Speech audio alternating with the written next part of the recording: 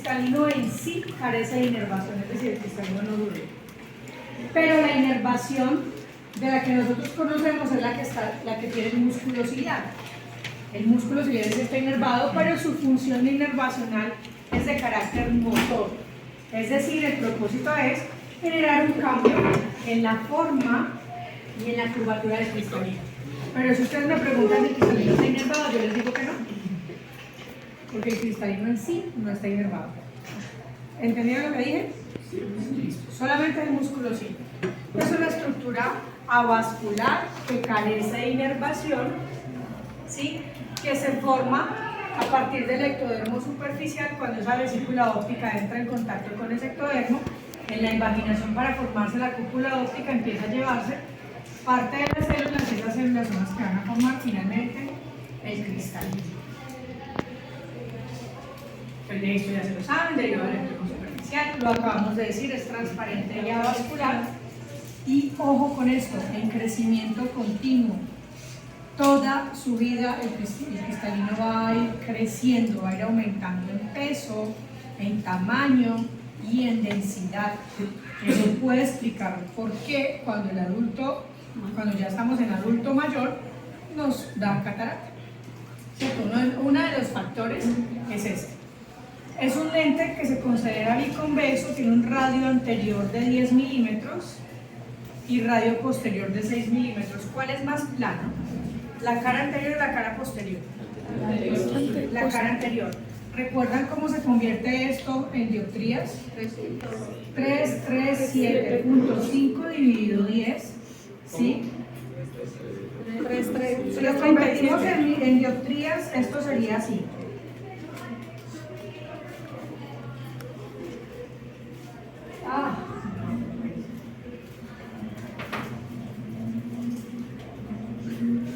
Tres, 7.5 dividido 10 milímetros da 3375 dioptrías de curvatura. 337.5 dividido 6 da 5625. Entonces, definitivamente es más plana la cara anterior y más curva la cara posterior. Recuerden que en radios de curvatura, a mayor valor, más plano, y a menor valor, más curvo. Listo. Y no origina neoplasias. ¿Qué es una neoplasia?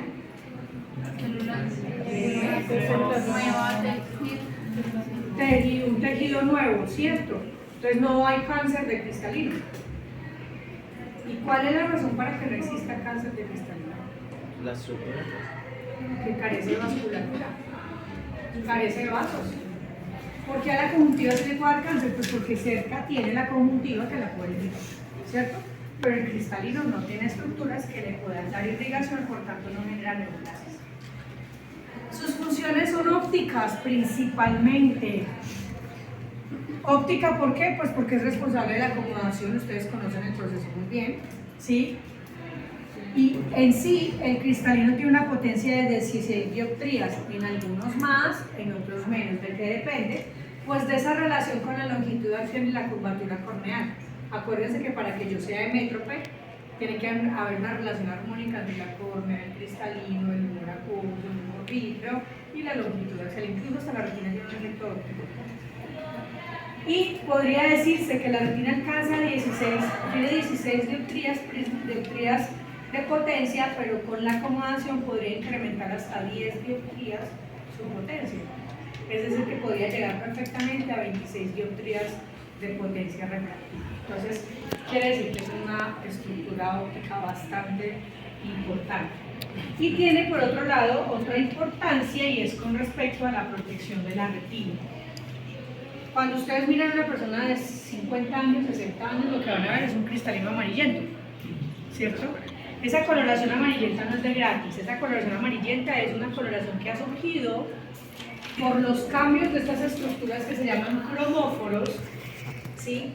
Que absorben la radiación ultravioleta y protegen a la retina. Razón por la cual cuando a un paciente lo operan de catarata, les ponen un lente intraocular y algunas veces los venden con protección y con filtros, pues muy bueno porque protegen, pero ojalá a esos pacientes que tienen cirugía de catarata usted les pueda recomendar un fotocromático o que se protejan porque ya perdieron la protección natural de la luz. Sí. Okay. Es posible incluso que algunos pacientes operados de catarata, adultos mayores, puedan detonar más fácil el desarrollo de degeneración macular relacionada con la edad, porque parte de la fotooxidación es la que deteriora el efecto del epitelio pigmentario. Recuerda que el epitelio pigmentario tiene una función importante: fagocitar desechos y fotooxidación. Entonces, el hecho de que no haya un cristalino, pues va a deteriorar más fácil el epitelio pigmentario retiniano y va a generar cambios a nivel de la retina. Ok.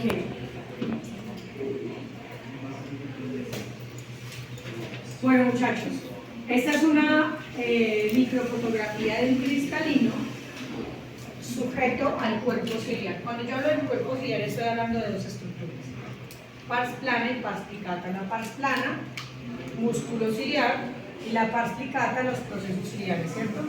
Eso ya lo hemos hablado, ¿no? No. ¿Vamos a hablar del cuerpo ciliar? Ay, no, vamos a hablar de... Pars plana es donde está el músculo. Estamos hablando del cuerpo ciliar.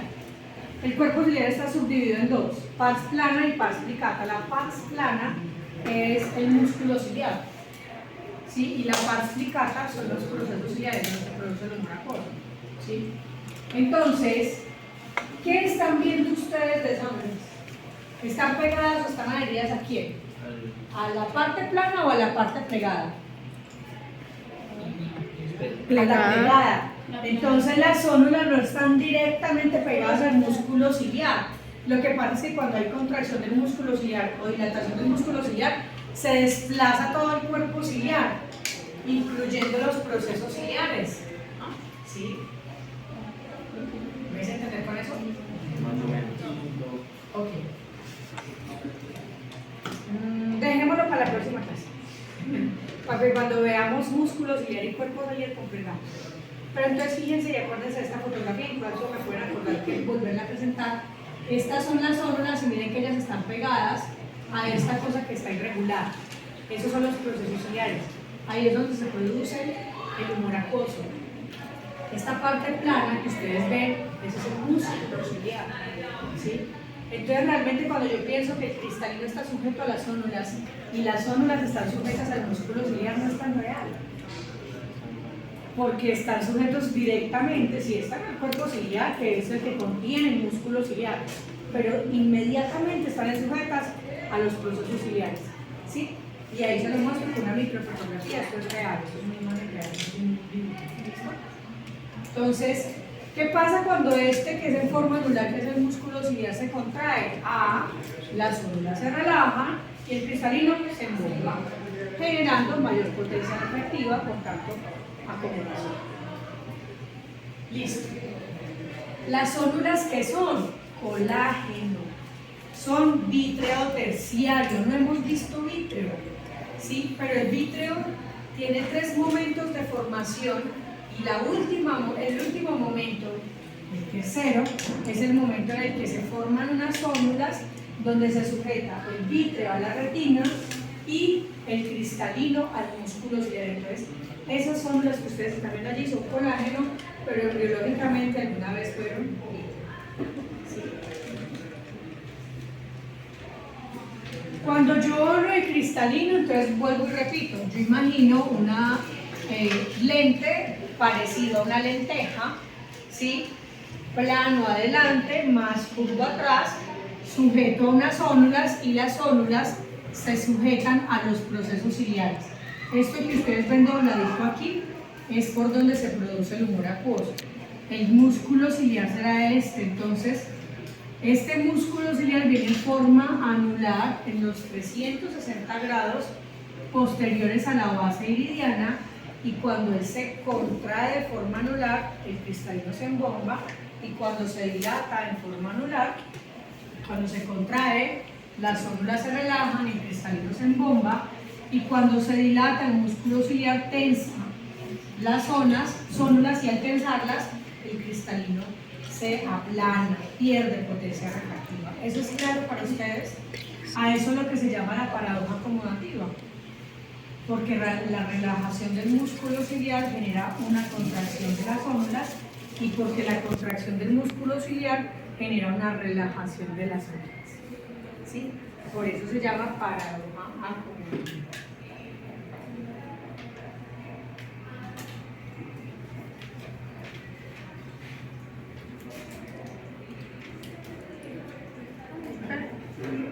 ¿Qué?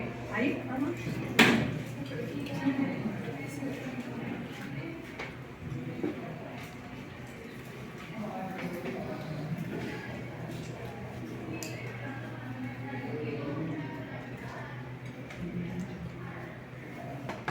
No cambia de tamaño, ¿cierto? Y sigue en constante crecimiento.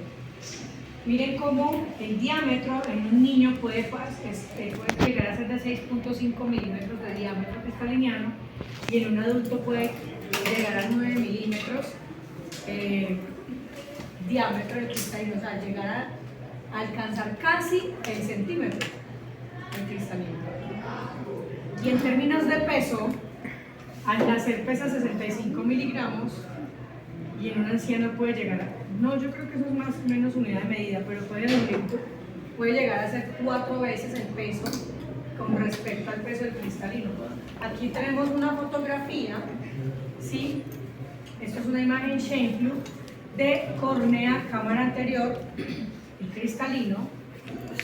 Córnea, cámara anterior y cristalino, y vemos cómo un cristalino joven, ¿sí? Es más transparente, menos denso, más delgado y permite que la cámara anterior sea amplia. Y como cuando una persona es adulta, el cristalino es más robusto, más denso, miren que se ve más blanco y estrecha la cámara anterior. Entonces eso explica cómo constantemente el cristalino está creciendo. Ya les voy a mostrar por qué. Y estas son las capas del cristalino. Tiene entonces 4 capas. ¿Sí? Si estamos hablando de que el cristalino constantemente crece, decimos que en este momento su núcleo es lo que en algún momento fue su cristalino embrionario. Es decir, lo que ahora está en su centro, el cristalino, fue lo que empezó a desarrollarse cuando usted estaba en el vientre de la mamá. ¿Sí? Embrionario, fetal y adulto. Tendremos entonces un núcleo que será la parte más interna, más hacia adentro, más central el embrionario, luego el fetal y luego el del adulto, ¿sí? Luego tenemos una corteza, estoy contando de adentro hacia afuera, del centro del cristalino hacia afuera. Luego tenemos una corteza, luego el epitelio y por último una cápsula, que es la que lo recubre. ¿Puedo pasar? Voy a ir una a una, ¿sí? La cápsula. Entonces imagínense que el cristalino estaba metido en un saco, ¿sí? En un saco, esa es la cápsula. La característica de esa cápsula es que es acelular, por tanto, si la cápsula se lesiona o se daña, no tiene forma de regenerarse, de recuperarse. Tiene un espesor más o menos de 20 micras y su estructura está configurada por colágeno, y si tiene colágeno, tiene glucosaminoglicanos y proteoglucanos. No estarán los fibroblastos, pero sí las fibras de colágeno con sus proteoglucanos y glucosaminoglicanos. ¿Listo? Y ella, de alguna manera, durante toda la vida embrionaria, fue sintetizada por el epitelio. Pues el epitelio cristaliniano fue el que sintetizó la cápsula en algún momento. Así que la cápsula pasa a ser como una especie de membrana basal de ese epitelio. ¿Listo? Entonces es la parte más externa. Este está oscuro. La parte más externa. Después, hacia adentro,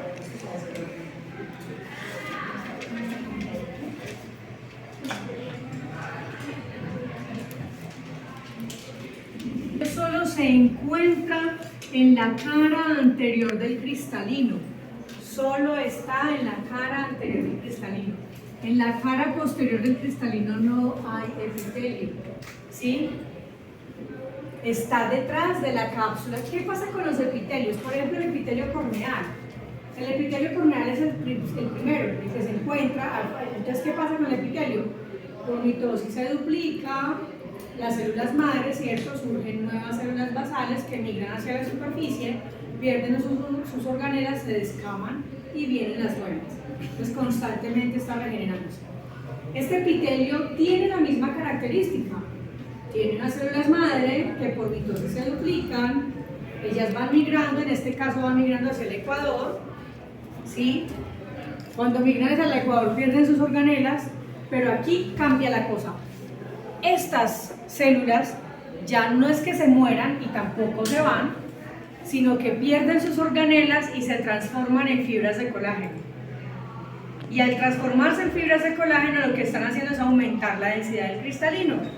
Porque entonces, como aquí el epitelio no se descama ni se va, y si por el contrario, ese epitelio cada vez que va creciendo, va migrando y se va convirtiendo en fibras de colágeno, lo que va ocurriendo es que acá, ellas, solamente, acuérdense otra vez, el epitelio se encuentra solo detrás de la cápsula anterior. En la cápsula posterior no aparece. A este nivel están las células madre. Por mitosis se duplican y empiezan a migrar hacia el ecuador. En esa migración hacia el ecuador pierden sus organelas y se transforman en fibras de colágeno, mírenlos allí, ¿sí? Y lo que va ocurriendo es que el epitelio, a diferencia de los otros epitelios que se descaman y se regeneran, este se sigue produciendo, pero lo que está haciendo es aportando más fibras de colágeno. ¿Qué está pasando con este epitelio? Que vendrán los de atrás y van empujando esas fibras de colágeno hacia el interior. Por tanto, en su infancia, esas fibras de colágeno que se sintetizaron por ese epitelio, ahora pueden ser su corteza. ¿Sí? ¿Por qué? Porque están más hacia adentro. ¿Me hice entender? Eso explica por qué el cristalino crece constantemente. La explicación entonces radica en que las células epiteliales del cristalino no tienen esa capacidad. ¿Tienen su celular, por favor?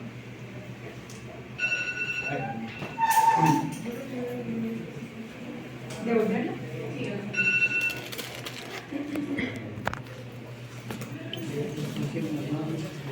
Listo.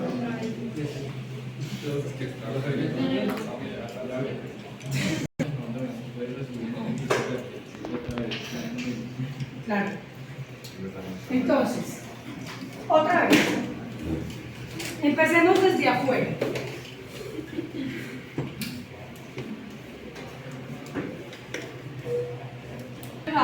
Cápsula anterior, cápsula posterior, ¿cierto? Esa simplemente es una capa muy fibrosa, llena de colágeno avascular. Tiene mucho colágeno. Y si tiene colágeno, tiene protoglucanos y glucosaminoglicanos, pero no hay fibroblastos. Es avascular y carece de células. Señor. Cuando se dice anterior, ¿cómo nos estamos ubicando? Anteriores como hacia la córnea y posteriores hacia el vítreo. Sí. Listo. Pues muy bien, gracias. Estos serían células. Acá estaría el iris. Perdón, eso es muy grande. Acá estaría el iris. ¿Sí? Por acá están los cuerpos ciliares y proceso ciliar. Y acá estaría la córnea. ¿Sí? ¿Ahora sí? Entonces está la cara anterior. Listo.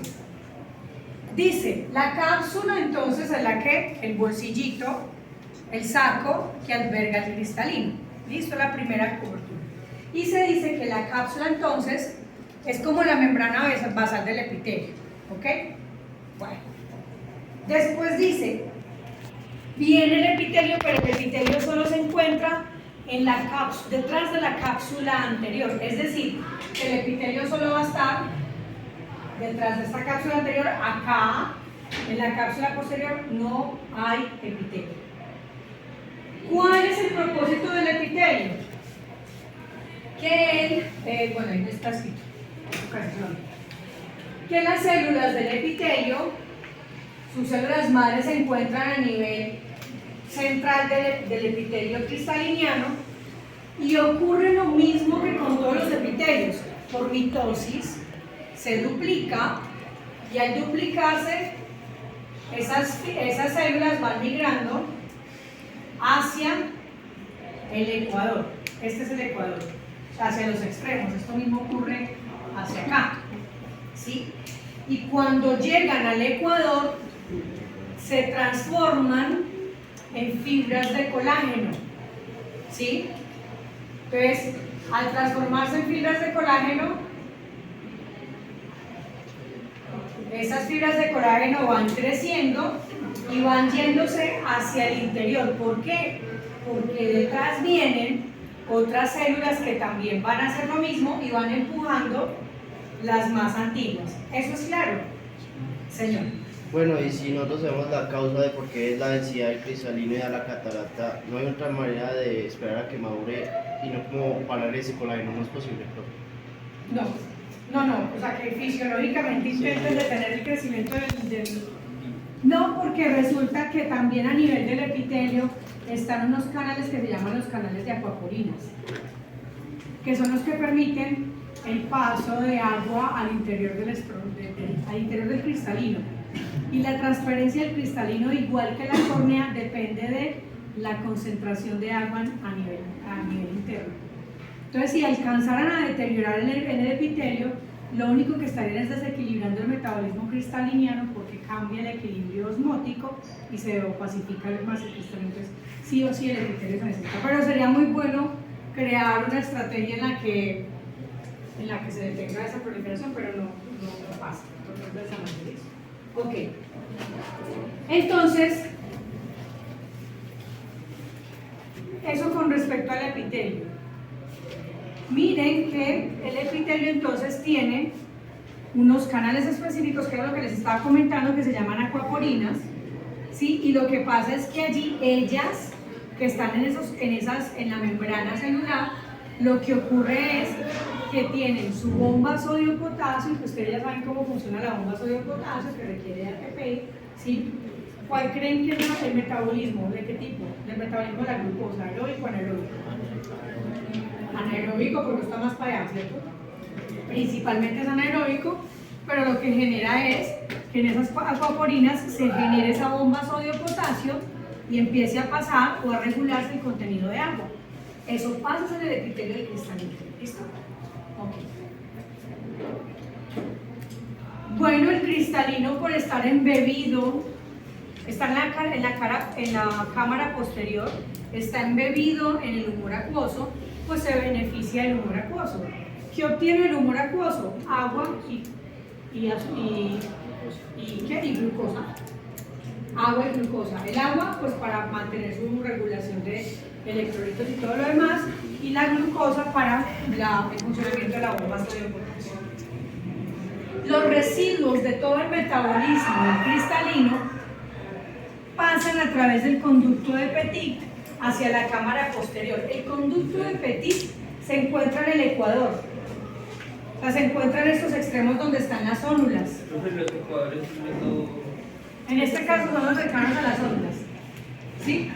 Se encuentran cercanos a las ónulas, ahí están los canales de Petit, y los canales de Petit lo único que hacen es recoger esos desechos y eliminarlos hacia el humor acuoso. Por tanto, ya ustedes van sabiendo que lleva el humor acuoso. El humor acuoso lleva desechos de la córnea y del cristalino. ¿Sí? Ya saben los mismos compuestos del humor acuoso. Entonces, ya ustedes lo dijeron, la energía se obtiene principalmente de la glucólisis anaeróbica. El resultado de esa glucólisis anaeróbica finalmente es el ácido láctico, que el ácido láctico entonces también termina siendo un componente del humor acuoso, ¿sí? Porque todos esos desechos caen en el humor acuoso. ¿Listo? Tiene una ventaja, y es que como está expuesto mínimamente expuesto al oxígeno, por eso no se oxida ni se envejece tan rápido como uno esperaría, ¿sí? Por eso es que a pesar de todo lo que sabemos que el cristalino tiene sus cambios con la edad, pues su envejecimiento tiende a enlentecerse porque no está expuesto al oxígeno constantemente. Ya también lo vimos, la glucosa proviene de la glucosa. ¿Qué pasa entonces con un paciente diabético? Ese lleva bultos de glucosa en su sangre, o sea, una cantidad de glucosa en sangre. Entonces imagínense, todas las vías para hacer metabolismo de la glucosa tendrán que alterarse, ¿sí? Conocen las dos vías, son pues la vía aeróbica y la vía anaeróbica, ¿sí? Ustedes las conocen muy bien, pero aparecería una tercera vía que es la vía del sorbitol, ¿sí? La vía del sorbitol surge cuando hay exceso de glucosa en sangre y el resultado de la vía del sorbitol es precisamente sorbitol. ¿Y qué hace ese sorbitol en las membranas celulares? Aumenta el edema, ¿sí? Por eso es que el paciente diabético, ¿cómo es? Popochito, porque tiene edema desde aquí hasta abajo, en todas las células. ¿Y qué pasa cuando hay células con edema a nivel del cristalino? ¿Qué va a pasar con el cristalino? También va a tener edema. ¿Y qué es edema? Que cambia la concentración de agua a nivel del cristalino, por tanto, el paciente se puede miopizar. Un cristalino que se vuelva edematoso se vuelve más positivo y un lente positivo hace que los rayos converjan antes, se vuelve más miopía. ¿Sí? Entonces la córnea de un paciente con diabetes también tendrá la misma situación. Se saturan las dos vías del metabolismo de la glucosa y aparecería entonces la tercera vía del sorbitol. El problema cuál es, que yo en un paciente diabético no puedo decir todos los diabéticos tienen miopía o se vuelven miopes, no, porque por ejemplo hay diabéticos que no hacen un edema tan marcado en córnea y cristalino, pero sí lo hacen en retina. Y si hay edema en retina, adivinen qué efecto de refracción sale, hipermetropía. ¿Saben por qué? Sí. La hipermetropía surgiría en un paciente con edema macular. Acá, cristalino, retina y córnea. Voy a hablar de las estructuras relacionadas a eso. Rayos de luz que vienen y convergen en la retina se llama emetropía. Los rayos de luz que vienen del infinito y convergen antes de la retina se llama miopía. Los rayos de luz que vienen del infinito y se convergen detrás de la retina se llama hipermetropía. Listo. Estamos hablando de que en el paciente diabético la vía del sorbitol es la responsable del edema celular en los pacientes diabéticos, ¿cierto? Entonces yo le digo, si da diabetes, si el paciente tiene diabetes y hay edema, el edema, depende de donde dé, genera una consecuencia. Entonces, si hay edema del cristal de la córnea, aumenta la densidad de la córnea, se vuelve más positiva. Y si se vuelve más positiva, lo vuelve miope, ¿cierto?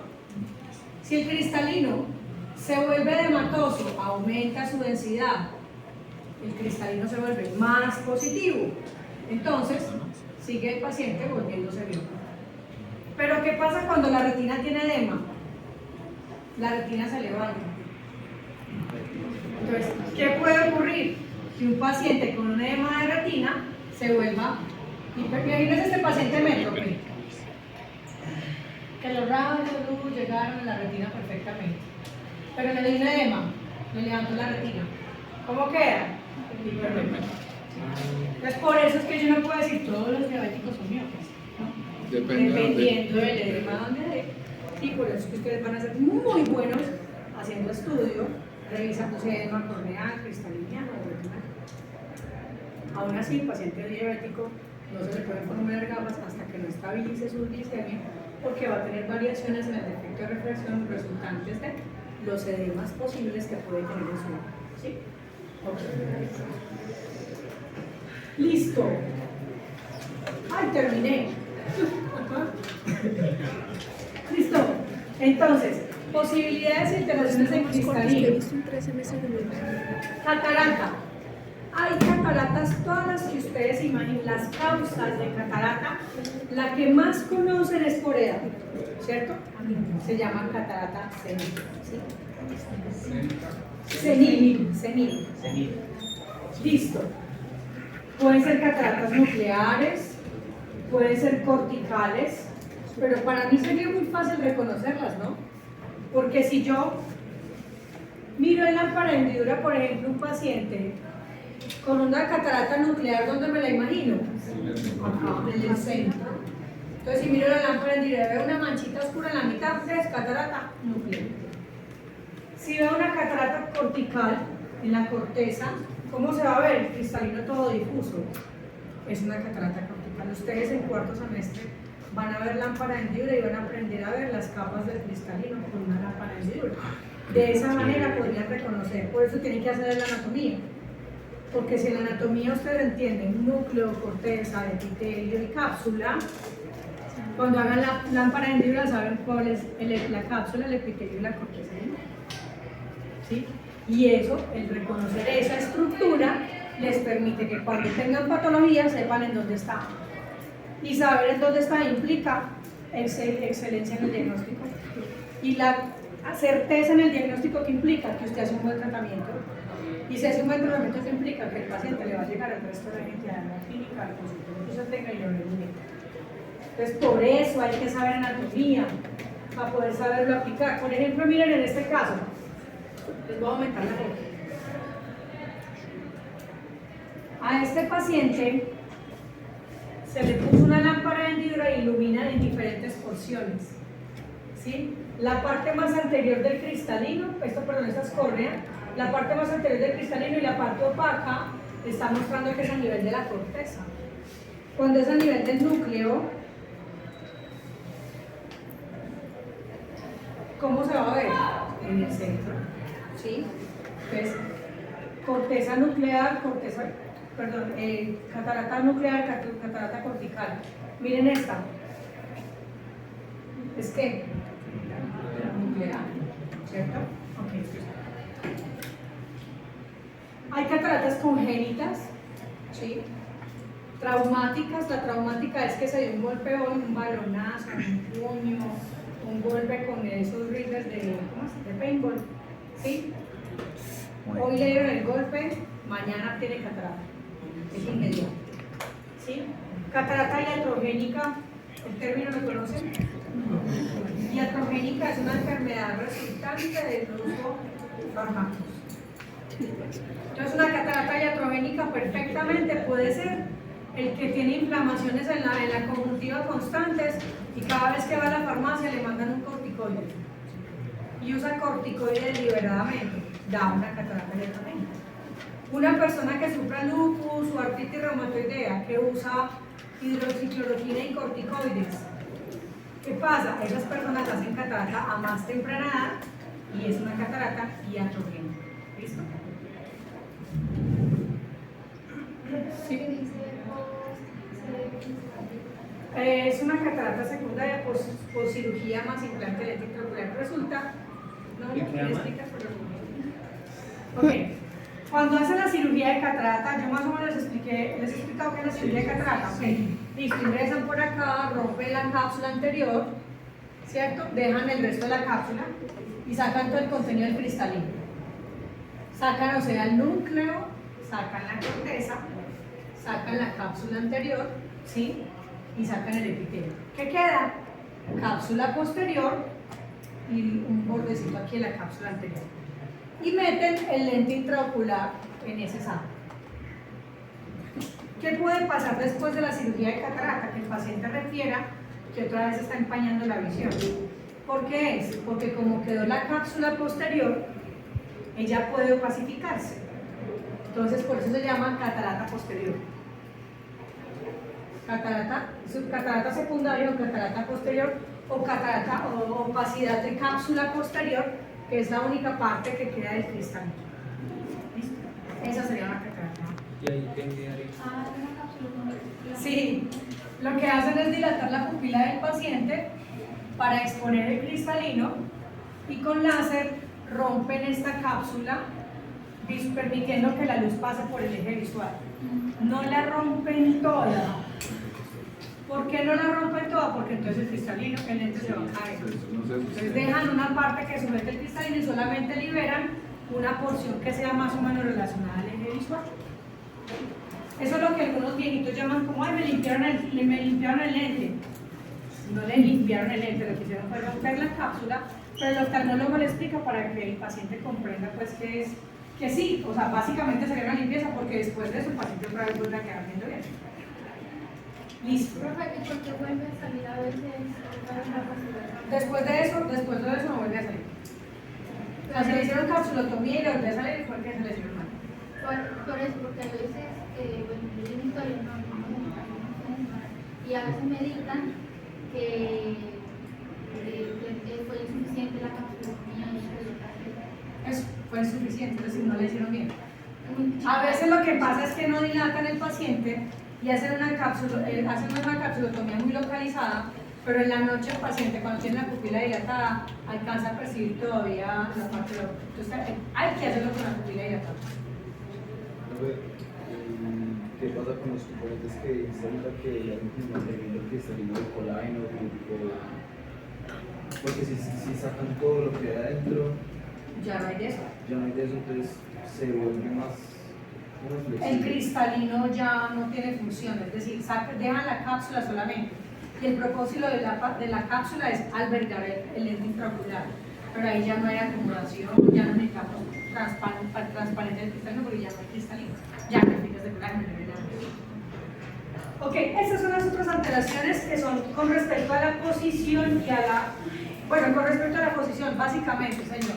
Profe, ¿y los niños con catarata congénita, cómo salían ellos? Lo mismo, sacan el cristalino, algunas veces lo sacan completo, incluyendo las cápsulas y los dejan áfacos. Algunas veces les ponen lente intraocular, pero el tema es que el oftalmólogo a veces se evita poner lente intraocular porque desconoce cómo va a ser el crecimiento del globo ocular y desconoce la extensión. Primero, las dimensiones del lente intraocular para un pequeño. Segundo, porque desconoce cuál va a ser la refracción final de ese paciente una vez termine su proceso de metropización. Entonces, algunas veces los dejan áfacos. Y también otra cosa es que la mayoría de las veces los niños que nacen con catarata congénita es que hubo algún problema en el desarrollo embrionario. Y cuando hay un problema en el desarrollo embrionario del cristalino, lo más probable es que hayan microftalmias. Entonces, un ojo pequeño es un ojo en donde un lente intraocular convencional pues no va a caber.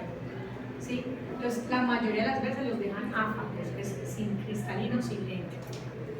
Ahí viene quien lo tiene. El optómetra.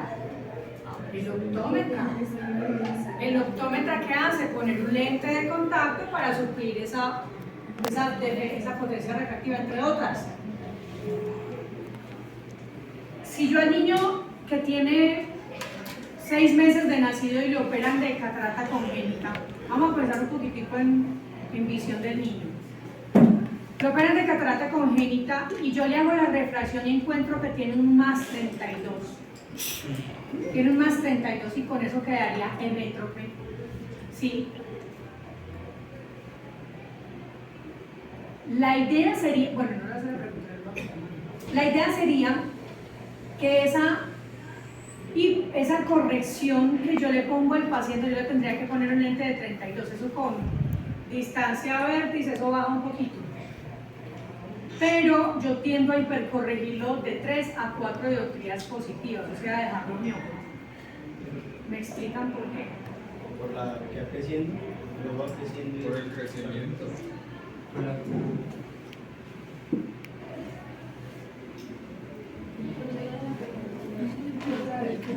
Con la microftalmia. el niño tiene 6 meses de nacido. Cuando nació, determinaron que tenía una catarata congénita, le hicieron la cirugía, lo dejaron áfaco y lo mandaron conmigo. Acá le pusieron lente de contacto. Yo le hago refracción, o sea, mido cuánto necesita en potencia para ponerse la lente de contacto y me encuentro con que me da 33 dioptrías positivas, ¿cierto? Para poder dejarlo hemétrope. Pero yo no le pongo 33, yo le pongo 37 dioptrías positivas. Mi intención es dejarlo miope. ¿Por qué? Porque ya no tiene acomodación. Sí, está sufriendo la acomodación de que va a hacer el niño digamos, hacer actividades de cerca. Sí, es eso. Porque la demanda de trabajo de un niño de 6 meses, ¿cuál es? El niño nunca va a pasar la calle, no va a mirar el tablero, no va a mirar de lejos. todo es acá.